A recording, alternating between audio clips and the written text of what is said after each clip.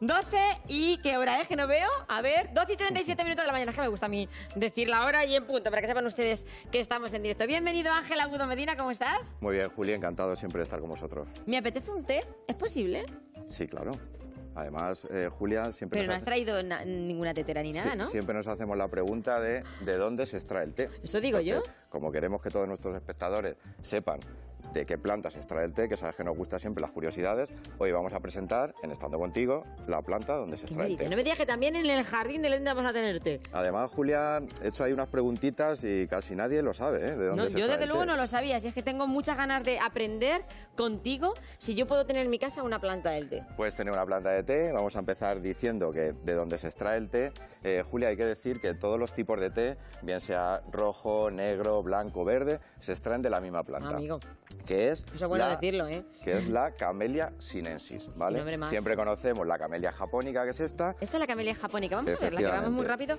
Y la gente a veces esa es la japónica, Julia, pierde. que es la que tenemos siempre en los jardines, ¿vale? Pero realmente donde se extrae es de esta planta que tengo en las manos, que es la Camellia sinensis. Sinensis. Sinensis. ¿Esta planta tan chiquitita? Esta planta tan pequeñita es de la que de las hojitas y los brotes, luego vemos las bolsitas de té, que son las que luego nos tomamos en infusión. Qué curioso. Entonces, o sea que yo a partir de ahora, si quiero, puedo cultivarla en casa y tendré té. De lo que se trata, Julia, es de natural. podernos tomar un té en casa orgánico y natural. Que bien, siendo una de las plantas medicinales más importantes. Efectivamente, lo podamos recolectar de casa, coger unas hojitas, que ahora explicaremos cuándo tenemos que hacer ese periodo de recolección, y con las hojitas de nuestro té, o sea, las hojitas de la camelia, hacer nuestro té natural. Bueno, vamos a contar cómo hay que cuidar esta planta, dónde tienen que plantarla, valga la redundancia, y cómo tienen que tenerla en su jardín. Vale, Julia, vamos a empezar diciendo que como nombre vulgar lo conocemos como planta del té, lógicamente, árbol del té. ¿El árbol del té que se utiliza con usos medicinales también no, se conoce también como árbol de té por las prestaciones que nos da el té, pero luego hay otro árbol que es el otro. Es un arbustito o un pequeño árbol, nos puede llegar a alcanzar de 1 a 7 metros. Cuando hablamos de 7 metros, Julia, es cuando las condiciones son óptimas. Tiene un crecimiento muy lento, como todas las camelias. Aquí en Castilla-La Mancha mejor me ha gustado. ¿Dónde la vamos a ubicar, Julia? ¿Dónde? La vamos a ubicar en un sitio que esté en semisombra o en sombrita. Siempre comentamos de evitar las horas centrales del día, que es cuando más daño nos hace a las plantas que ¿La compraremos así de chiquitita? La compramos así de pequeñita. Muy bien. Es exclusiva, Julia, no es fácil verla por ahí, la Camellia sinensis. O sea, que no te creas que la tienen en cualquier sitio. No la hay en cualquier sitio. En Decogarde la tenemos, claro. Por eso siempre queremos presentar a todos nuestros espectadores para que vean todas las novedades. Ya lo has hecho la que pura van de Decogarde, apareciendo. todos los días la de una, ¿eh? Esta no la quedamos ya. Es un arbustito, Julia, que la vamos a ubicar, como bien decimos, en sombra o semisombra. Sí. Lo que vamos a tener en cuenta también es utilizar un sustrato para plantas ácidas, puesto que es una planta que el pH del suelo tiene que estar entre un 5 más o menos, un pH que sea ácido. Entonces, como nuestros suelos de aquí son calíceos o calcáreos, lo que vamos a hacer es cuando plantemos nuestra camelia, la vamos a plantar en un sustrato con un pH ácido, o un sustrato específico para plantas ácidas. El riego, Julia, muy importante. Siempre hay que recordar que una planta que lo ubicamos en la sombra, en las funciones las vamos a reducir. Y si cabe, vamos a hacer un buen drenaje, porque le gusta la humedad, pero no el encharcamiento, que sabes que ahí hay un pasito pequeñito en el cual metemos la pata. Pues lo que vamos a hacer es, vamos a hacer un buen drenaje para asegurarnos que ese agua se pierde fácilmente. ¿Sabes lo que nos pasa? Como tenemos tan poca agua en Castilla-La Mancha, pues decimos, venga, por lo menos vamos a regar las plantas. Vamos a regar las plantas, por lo menos. Entonces, con esas características que hemos dado, Julia, podemos tener nuestra Camellia sinensis en nuestro jardín y disfrutar. ¿Cuándo vamos a hacer la recolección de nuestra? Iba a decirte, porque ¿cuánto tiempo tiene que pasar para poder recolectar? Julia, vamos a dejarla 5 añitos sin tocar la planta, no la vamos a podar ni nada. Tengo 38, 39, 40, hasta los 43 no tomo té. Pues hasta los 43 no te vas a poder tomar un té natural. Te va a merecer la pena esperar ese tiempo. A partir del 5.º año, ¿qué vamos a hacer, Julia? Vamos a cortar los brotecitos de las partes de más arriba. ¿Y lo hacemos nosotros también? Sí, claro. Dejamos secar la hoja, la dejamos al aire. La dejamos secar al aire y podemos tomar nuestro té. Porque una de las preguntas también, Julia, es ¿por qué al extraer el té de esta planta unos tés son rojos, verdes, negro, etcétera, ¿vale? Pues son así, ¿vale? Por el proceso que hay desde la cosecha de la planta hasta desde la cosecha hasta la recolección, ¿vale? Entonces cosechamos, ¿vale? Y el proceso de fabricación es lo que hace, o por temas de fermentación, de oxidación, por lo que vemos que nuestro té... Como el ajo negro, tiene que ser algo parecido, un proceso similar, que al final es un proceso de fermentación. El proceso es desde la cosecha, el proceso que sufre es lo que hace que el té sea rojo, sea verde o sea negro. A mí me gusta el rojo, por ejemplo. Tenemos nuestra planta medicinal, una de las plantas medicinales que podemos ubicar en nuestra casa y disfrutar de ella y aprovecharnos de ese té natural. Perfecto, ya saben ustedes que pueden preguntar e interrumpir cuando ustedes quieren, que son los que mandan, llamando a nuestro teléfono o escribiendo un WhatsApp.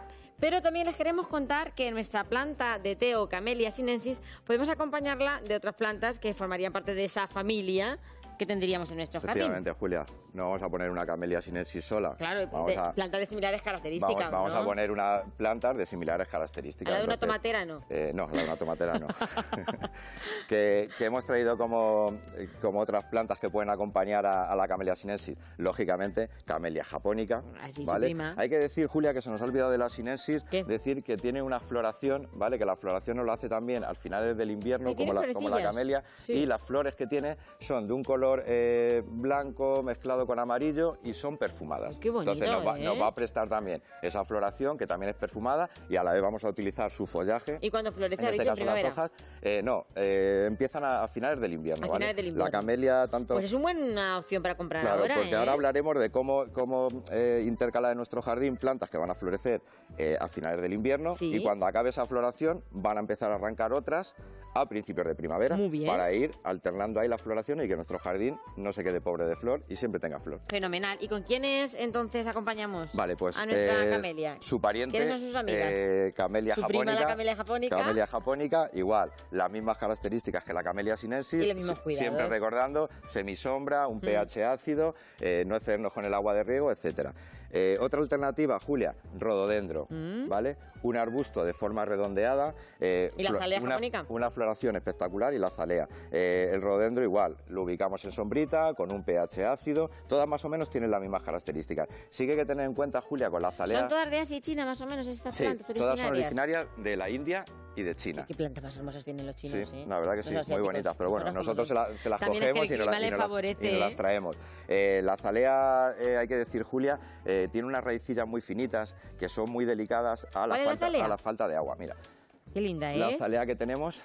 Igual, son plantas, Julia, que hay que recordar para que la gente, porque en esta época tenemos un poco miedo de comprar plantas por si se nos hielan. Sí, tenemos mucho miedo. Hombre, desde luego, estamos teniendo un otoño que pocos hielos están cayendo. La verdad que sí. Este año las matanzas van a tener que ser en marzo. En marzo, sí. Hay que recordar, Julia, que estas plantas, excepto la Camellia sinensis, que a partir de 0 grados empieza a sufrir, pero para eso hacemos un acolchado, que ya lo haremos ahora en otoño para que la gente vea cómo se hace. Todas estas plantas, Julia, estamos en un rango de unos hasta menos 20 grados, menos 15 grados aguantan, o sea, son plantas muy resistentes, que es un buen momento para plantarlas. ¿Por qué?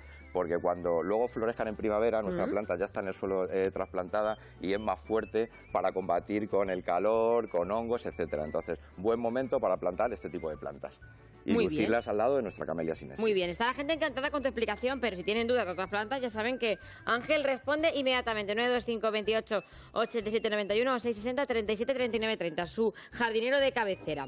Decimos, tenemos nuestro té obtenido de la planta Camellia sinensis, que nos da ese té maravilloso que disfrutamos por la mañana. Acompañamos a la Camellia con estas otras plantas que son iguales, de similares características, y Además, tenemos también brezos, Julia. Tenemos cayunas. El brezo, además, es una planta muy resistente. ¿La enseñamos? La tenemos ahí, ya la está viendo en esa cámara. Además, mira, si tenemos en cuenta, están mezcladas. Por lo tanto, nos da un efecto ahí de color muy bonito.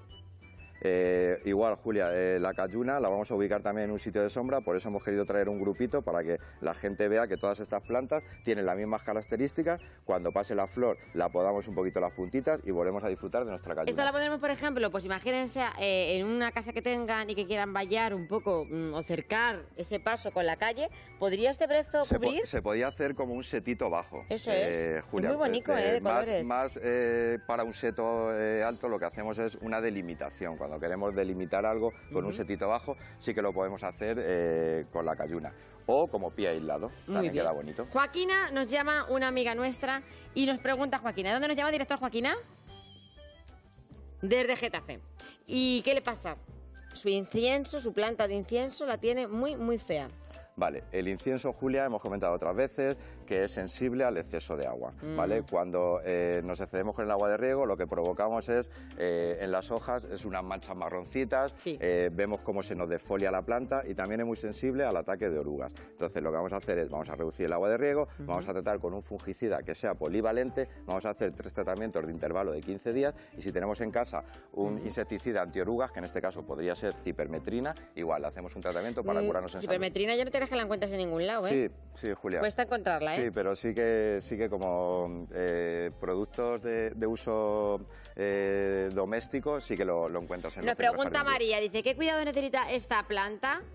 Vale, pues ahí, Julia, tenemos un espatifilio, ¿vale? Lo que pasa es que el pobre está ahí un poco hecho polvo. Está más pati que pilium. Lo primero que vamos a hacer, le vamos a cambiar el sustrato porque la tierra que tiene no es la adecuada. Entonces le vamos a poner un sustrato, cualquier sustrato universal nos vale. Entonces le cambiamos a una maceta más o menos el doble del tamaño que tenemos, con un sustrato bueno, y lo que hacemos es, tratamos con un fungicida para asegurarnos de que nuestra planta no tenga ningún hongo, y cuando tenemos con el fungicida, le hacemos, como siempre recordamos, un abonado, porque las plantas no solo viven del agua, aparte del agua, tienen que comer. Entonces, su comida es nitrógeno, fósforo, potasio, hacerle un abonado completo. Importante hacer un abonado para plantas de flor. Muy bien, nuestra amiga Josefa desde Villalbenga tiene una pilistra.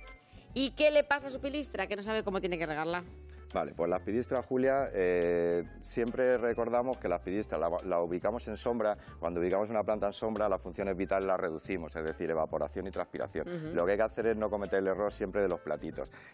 Tocamos la capita de arriba y cuando veamos que la capita de arriba se nos va secando, le damos un poquito de humedad. Pero de humedad a encharcamiento, Julia, hay un paso muy pequeñito que ahí es donde cometemos el error. Muy bien. Carmen nos llama desde Mora.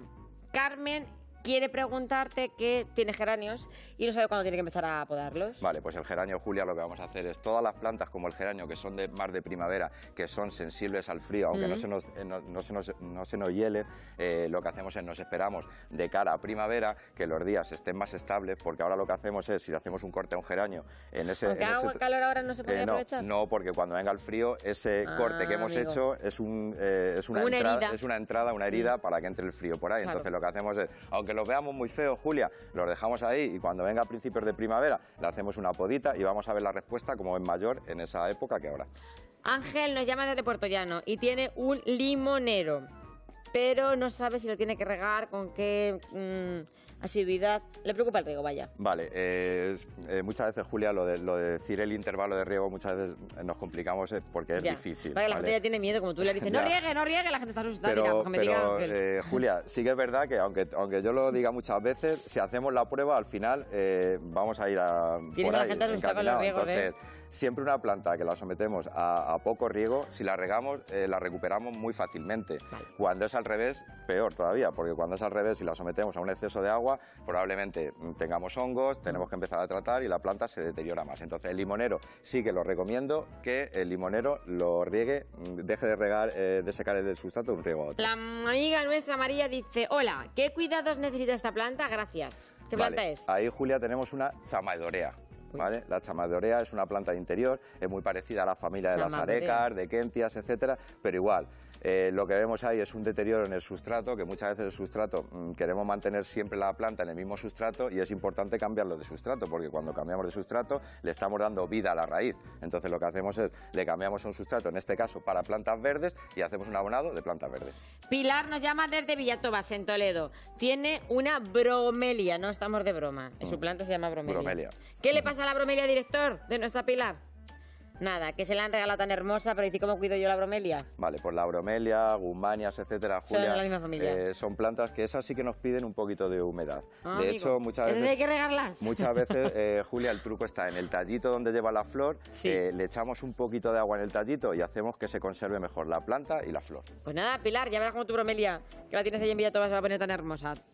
Ana nos llama desde Yepes, en Toledo. Le han regalado el ciclamen, que es una planta muy dura, pero quiere saber ella con detalle qué tiene que hacer con su ciclamen. Vale, pues el ciclamen, Julia, como bien comentamos, uno de los mayores enemigos es el agua de riego. ¿Cómo lo vamos a hacer? El riego de ciclamen, Julia, lo vamos a hacer por capilaridad, ¿vale? Comentamos en su día que si el ciclamen lo regamos por arriba, corremos el riesgo de pudrir ese bulbo. Por lo tanto, vamos a poner un platito, en ese caso, le vamos a dejar que absorba el agua por capilaridad y cuando sobre ese agua sobrante, lo retiramos del platito. Porque el error del platito, Julia, es dejar el agua ahí. No poner el plato, sino dejar el agua. Nuestra amiga Manoli de Puerto Llano, resulta que tiene ella una planta la mismica que tienes tú, como el brezo. La calluna y el brezo son de la misma familia, cambia un poco la flor de más grande a más pequeñita, en distintas disposición, pero más o menos son parecidas. ¿Cómo lo cuida? Vale, pues la calluna, tanto la calluna como el brezo, lo vamos a ubicar en un sitio de sombra o semisombra, siempre evitando las horas centrales y con un pH ácido. Pues muchas gracias, Ángel. Nosotros nos quedamos disfrutando de un té que ya saben que pueden tenerte en casa con la planta del té, la Camellia sinensis. Gracias, Ángel Agudo Medina. Continuamos en el stand contigo.